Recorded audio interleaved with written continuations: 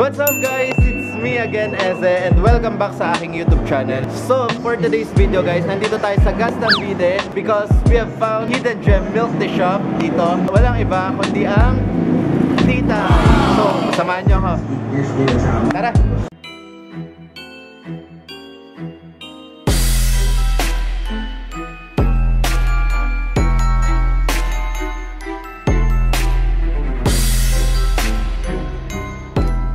Bago kayo pumasok guys, ang una nyo mapapansin dito sa place na is yung kanilang menu na nakapost dito sa labas.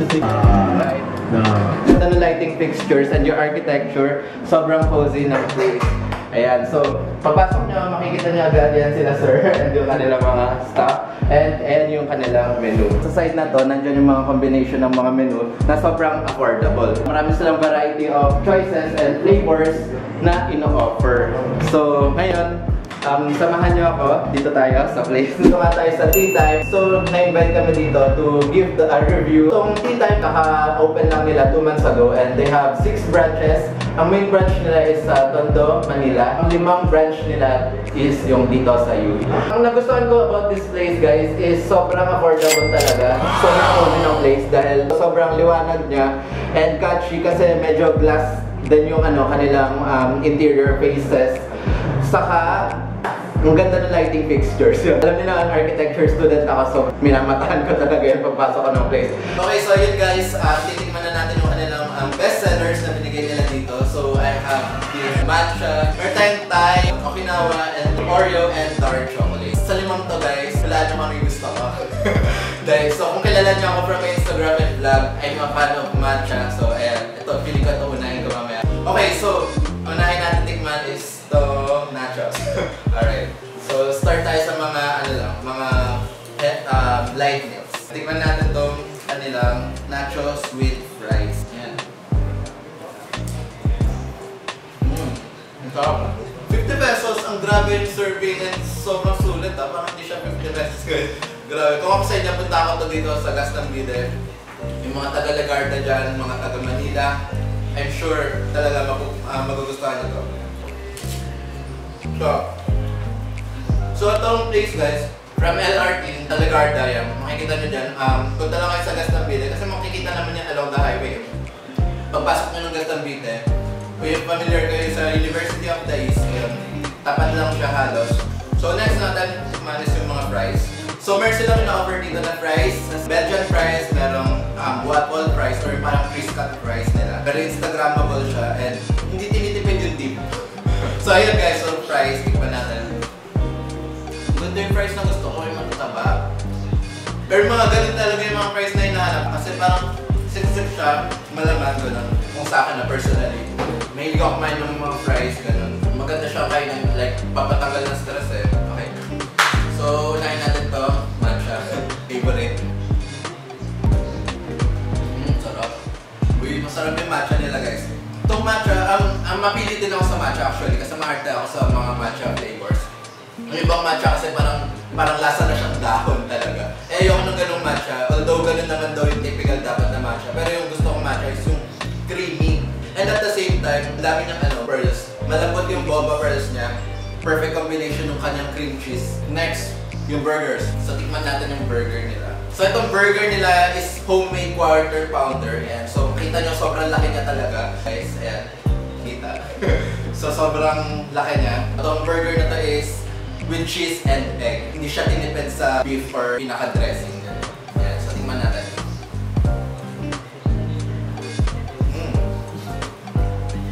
Mukbang to. Sarap. Masarap yung beef. Nalalasan mo yung pagkamitin niya. Homemade talaga siya kasi ganda yung mga lasa ng homemade na natitikman ko usually. Ganito kalaki, pero you can only get this for 75 pesos. Diba sobrang sulit? Makakita ko ng isang hidden gem dito alongside sa Gastambide Street, diba? Grabe. Follow nyo sila sa kanilang Instagram guys, mamaya ko promote ko dyan. Next natin titikman is yung kanilang Thai milk tea. So tikman natin. Sarap ng mga cream cheese niya. Like, lahat ng milk tea na natikman ko sa kanila, ang unang nalalasahan ko pagka higap ko is yung cream cheese. And kung mapapansin nyo, itong mga binigay niya na sa amin dito is yung large milk tea na you can get for only 80 pesos. Yun, so sobrang sarap din. Ang napansin ko, yung cream cheese talaga yung nagbe-blend in sa kanilang flavor. Next is yung kanilang Okinawa. Okay. Oh, napansin ko agad yung difference ng flavor. Ang sarap niya. Creamy siya, hindi siya sobrang tamis, and at the same time, hindi rin siya matabang. Yung ibang milk tea naman, napansin ko, kapag tumagal na ng ilang minutes, sumatabang na agad. Pero to, kanina pa ako kumakain dito, ang dami na, nandun pa rin yung kanilang flavor and yung lasa. So, another point na naman for tea time. Laman na tayo dito sa Belgian fries or yung parang Criscat fries. So, ito yun, Criscat fries. Kung nakikita nyo. Yeah. Ang ganda niya kasi parang waffle na siya.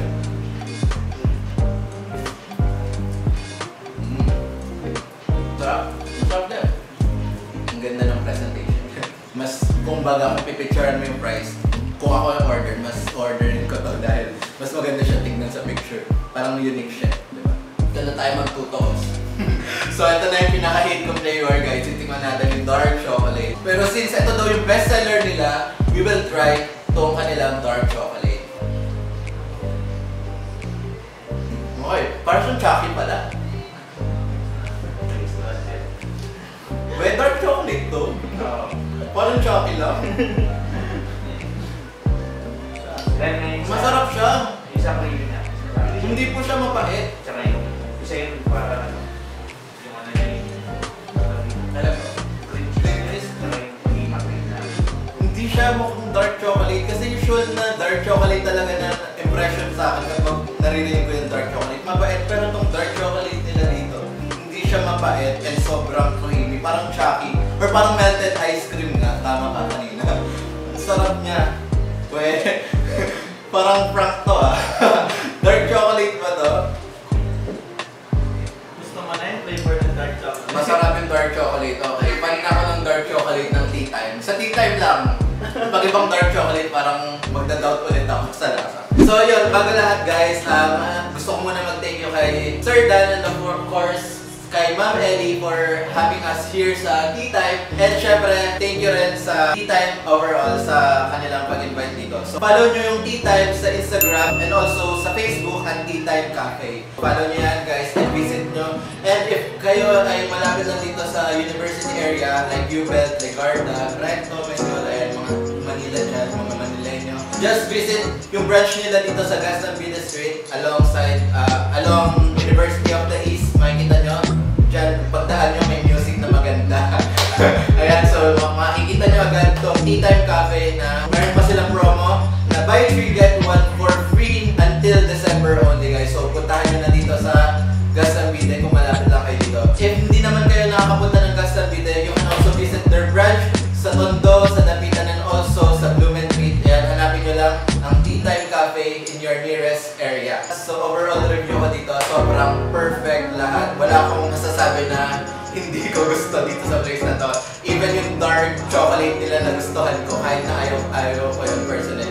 Sobrang affordable and sobrang sulit niya for barkadas, friends, and family. Sobrang sulit. Yun yung pinaka-mura na milk tea shop na pinuntahan namin and guaranteed yung sarap and hindi masasayang yung pera nyo. So yun guys, if you like this video, don't forget to give this a big thumbs up. I hope you enjoyed this as much as I did. Pag may mga gusto pa kayong content na ipa-suggest or gusto nyo ipagawa sa akin, don't forget to comment down below. Ayan.